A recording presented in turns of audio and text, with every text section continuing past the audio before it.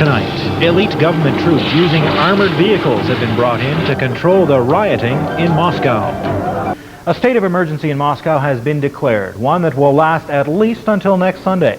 At least 8 people have been killed in violence in the Russian city today. Ralitsa Vasilyeva has more. Early Sunday, the standoff had entered its 13th day.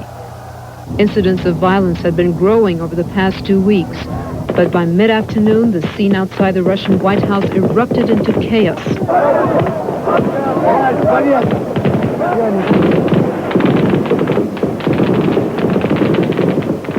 Supporters of the Russian lawmakers holed up in the White House broke through police lines. What was just a trickle grew into a wave, and the day's events were set into motion. Most of the shots were aimed into the air, but there were injuries.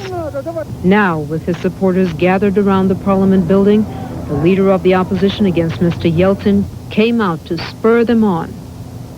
Stand up, take positions on the left-hand side. Let us form detachments now and attack the mayor's office. Please be as disciplined as you can.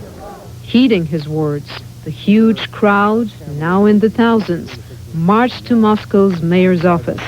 Shots were heard again. Then, dramatically, and only a short time later, armed civilians marched defiantly from the building with its defenders in tow. And they left little doubt who was in charge.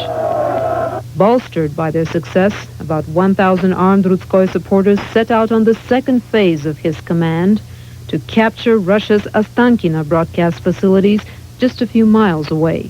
Mr. Yeltsin announced a state of emergency in the capital, and by dusk, he was back at the Kremlin, appearing calm. But as darkness fell on Moscow, a battle raged around the television station.